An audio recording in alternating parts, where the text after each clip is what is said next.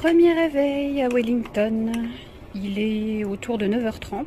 On s'est fait une grasse mat aujourd'hui parce qu'on n'a pas d'activité à horaire fixe avant midi. Et puis en plus ce soir on est de soirée. On fait une activité en soirée qui nous fera rentrer assez tard, donc on en a profité pour ce matin. Donc là au menu, mon cappuccino caramel comme d'habitude, un verre de jus d'orange, un muffin au chocolat acheté hier à Martinborough avant de partir. Et puis tartine de confiture de prunes. Et on marche tranquille dans les rues de Wellington. Ça a l'air d'être une petite ville vachement sympa.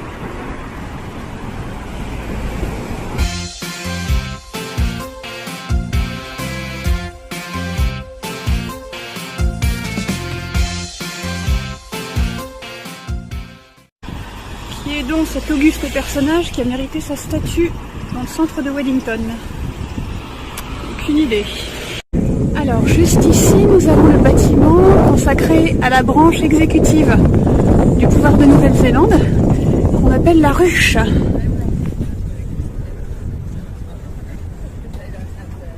Très moderne comme bâtiment.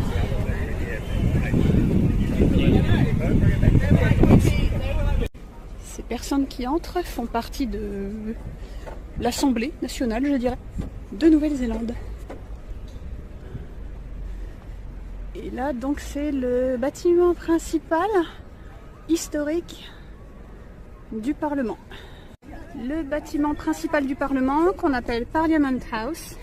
Donc, ce bâtiment actuel, qui est classé au patrimoine national, date de 1922. Il abrite la salle des séances de la Chambre des représentants, ainsi que le bureau du président de la Chambre. Et on remarque naturellement la sculpture maori. Il y en a deux même. C'est vraiment un beau bâtiment. Hein. Ça fait penser un peu à un tribunal, c'est vrai, Marianne a raison. Et là, on va regarder ce qui est à côté. C'est la bibliothèque du Parlement. On va regarder un petit peu l'architecture. La bibliothèque du Parlement. C'est un beau bâtiment aussi. Hein. Alors donc, comme vous pouvez le voir à ce beau ciel bleu, apparemment, il y a une belle journée qui nous attend. Les températures devraient avoisiner les 20 degrés, ce qui n'est pas énorme, mais étant donné que le soleil tape bien, on est pas mal. Oh, c'est beau, hein? On dirait une église un peu. Ou un monastère. Ouais. Je pense que ça doit être ça. C'est beau. Très très beau. Nous voilà juste devant. C'est vraiment très très beau.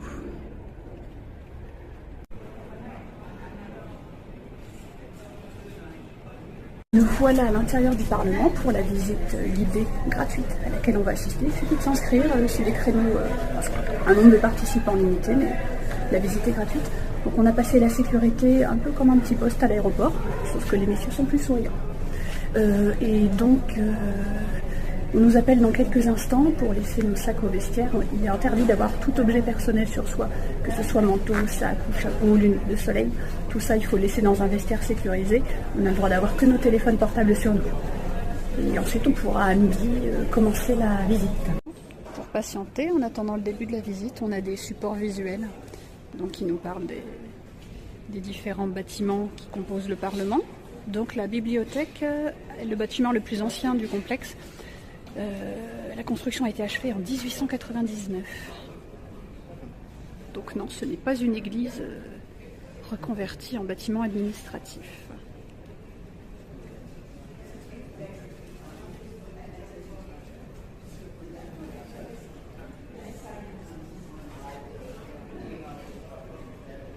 Alors, ça explique comment les lois sont votées,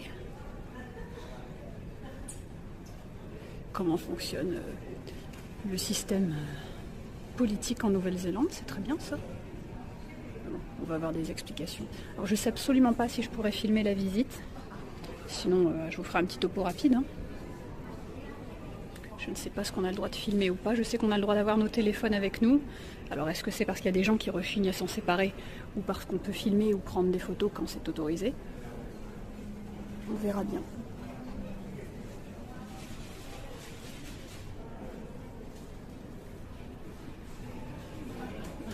Là, ça parle de grands moments de l'histoire de la politique néo-zélandaise.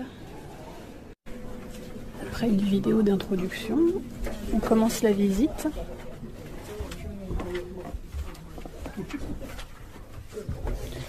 Alors, je peux filmer, mais il faut juste faire attention à ne pas filmer les employés qui travaillent ici. Logique. Donc ça, c'est l'estrade de la salle de presse du Parlement, là où les communiqués officiels sont prononcés. Alors là, on va se rendre dans la chambre des débats.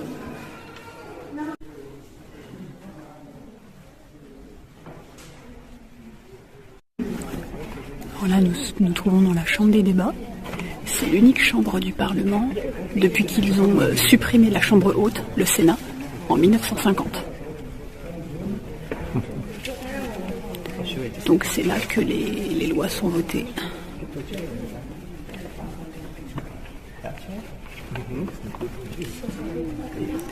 Alors c'est un bâtiment dont la construction a commencé en 1915, en pleine Première Guerre mondiale. Et donc sur les murs, il y a, par exemple ici, là, on voit Palestine. C'est les noms des différentes campagnes, ou batailles, ou je ne sais quoi, auxquelles la Nouvelle-Zélande a pris part. Le grand siège juste en face, c'est celui du président de la Chambre. Le Premier ministre, je crois, et ses ministres sont assis sur la droite. Et puis ensuite, il y a une répartition entre les membres des partis en majorité. Et ensuite, ça s'organise en fonction de leur orientation politique. Alors là, nous sommes dans l'ancienne chambre du Sénat.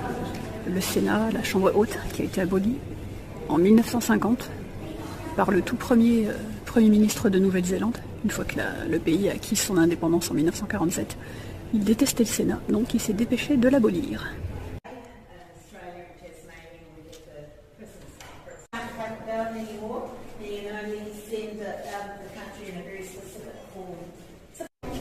Ah, nous sommes dans une magnifique cage d'escalier de la bibliothèque du Parlement. Cette pièce est magnifique.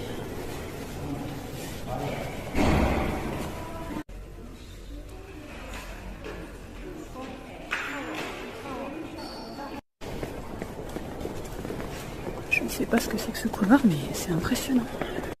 Alors là, on se trouve dans une salle de réunion, richement décorée.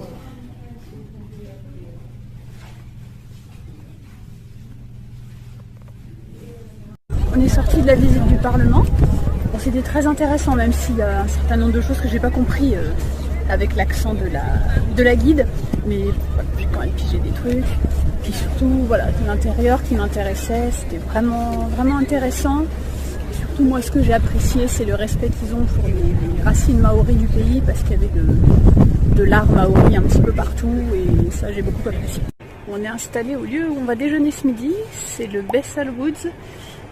C'est un resto qui a l'air spécialisé dans tout ce qui est un petit peu barbecue, viande, voilà.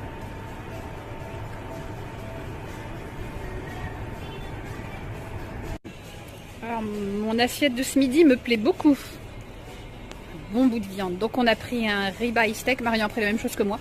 Un ribeye steak avec du beurre d'ail, un œuf au plat, des onion rings et des frites. Puis dans le petit pot là, c'est une espèce de jus de viande.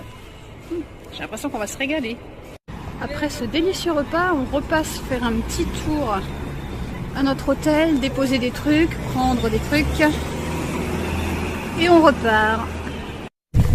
Donc nous voilà arrivés à Mount Victoria Lookout. Donc c'est une colline, un parc au sommet d'une colline pour permettre d'observer depuis la hauteur la ville de Wellington. Donc c'est un grand parc avec pas mal de choses quelques petites choses à voir. On voit un petit peu là déjà. On va prendre de la hauteur, hein. Il y a un point d'observation, une plateforme là-haut. On va voir ça. Il fait de nouveau très beau. De toute façon, en principe, il devra faire relativement beau aujourd'hui et demain. On s'en va après-demain, donc le temps de jeudi, on s'en fiche. Et je crois qu'il va pleuvoir, donc c'est pour ça que je me permets de dire ça. Il est vraiment très important qu'on se protège bien du soleil, parce qu'aujourd'hui vraiment ça cogne, il n'y a pas un nuage à l'horizon. Et sur l'appli météo que j'ai, ça annonce que l'indice UV est de 9 sur 10, donc ça cogne sévère. Donc protection solaire, casquette, lunettes. Moi j'ai mis ma veste parce que je me suis dit qu'en plus de me protéger du soleil, s'il y avait du vent sur le parc qui est en hauteur, ce serait pas de trop. Voilà la vue panoramique qu'on a sur Wellington.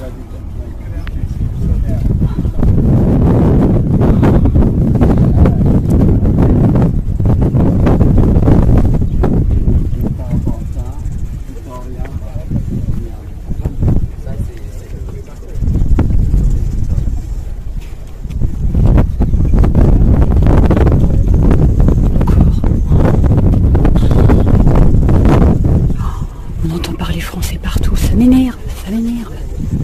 J'ai pas l'impression de déconnecter en fait si j'entends du français. Mais bon, c'est comme ça. J'ai besoin de... Ça passe même par la langue, la déconnexion. Je prends la peine de faire tous ces kilomètres, c'est pas pour entendre du français tous les jours. Alors il y a des reliefs absolument partout ici. On voit même voilà, partout des collines, des reliefs tout le temps. De là où on a vu sur l'aéroport. Donc on voit que le bâtiment est là. La piste de décollage est ici.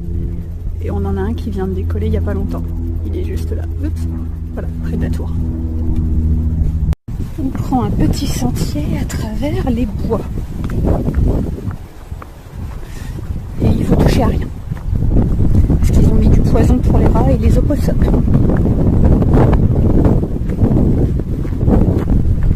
Pour aller à notre destination, on traverse un jardin communautaire. Ok. Là, nous nous trouvons à l'endroit où, dans la communauté de l'Anneau, on voit et on entend les Nazgûl pour chasser les hobbits dans la forêt alors qu'ils viennent de quitter la comté. Bon, à l'époque, la barrière sur le côté n'était pas encore posée, mais donc on reconnaît l'arbre, l'allée et puis la façon dont les branches ondulent. Donc c'était ici.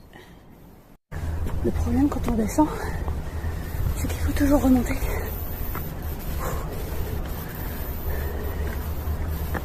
C'est chaud. Toujours à Mount Victoria. Donc là, on est à l'endroit où a été tournée une autre partie de la scène où les hobbits sont poursuivis par les Nazgûl dans la forêt. Donc là, c'est à la fois, dans cette allée, c'est à la fois la scène où les hobbits se cachent sous un arbre et où le Nazgûl les cherche, il les sent et tout ça.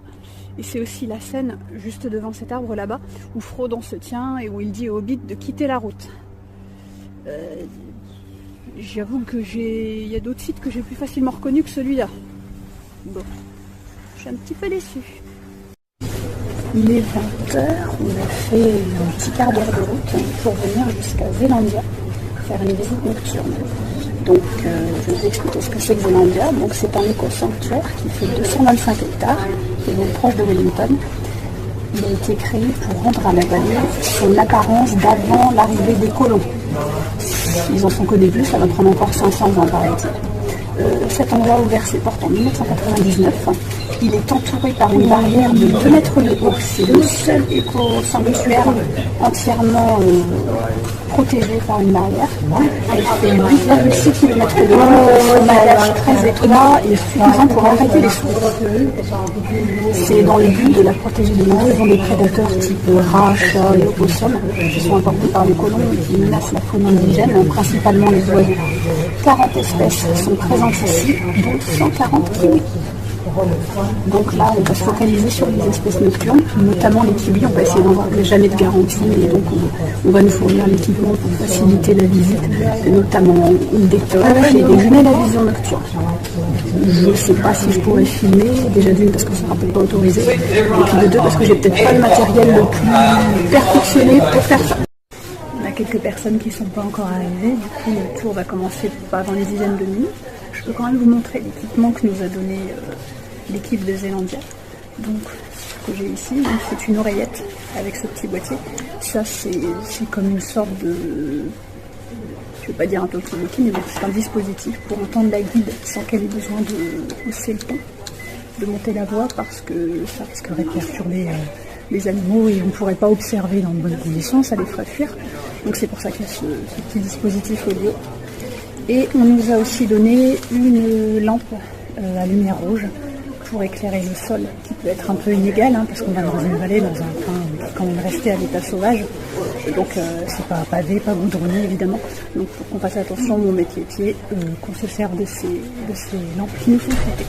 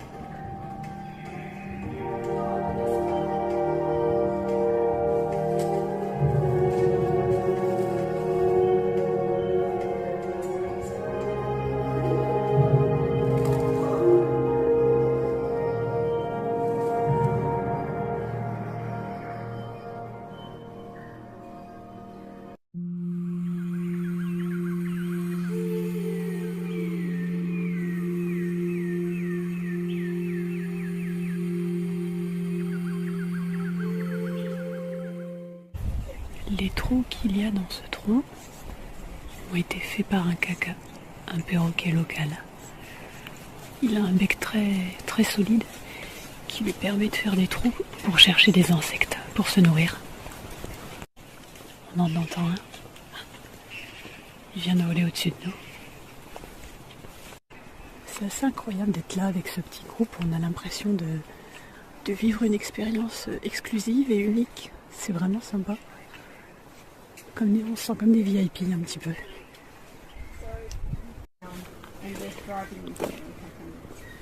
Ici, c'est un tuatara, l'ancêtre du lézard. Ne pas hésiter à se servir de ces lampes à lumière rouge pour éclairer le chemin, parce que là, ça y est, on est en forêt. Pour ne pas trébucher, pour éviter les obstacles, nous sommes invités à les utiliser pour éclairer le sol. Nous avons un kiwi en face de nous. Il est là.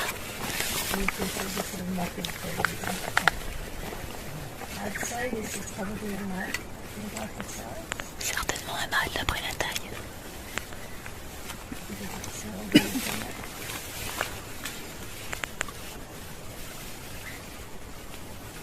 C'est un kiwi tacheté.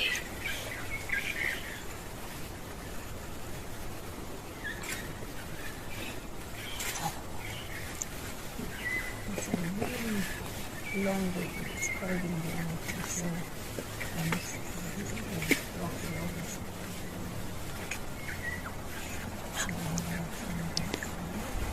va se promener. J'essaye de filmer les vers luisants qui sont en face de nous. Je crois que ça rend rien du tout.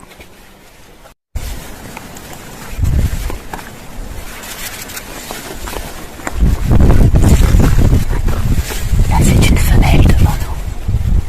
Elles sont plus grosses que les mâles.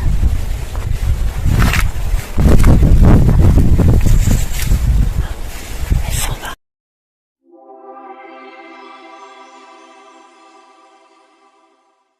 Un animatronique qu'on voit dans le Hobbit, c'est un troll, un gobelin.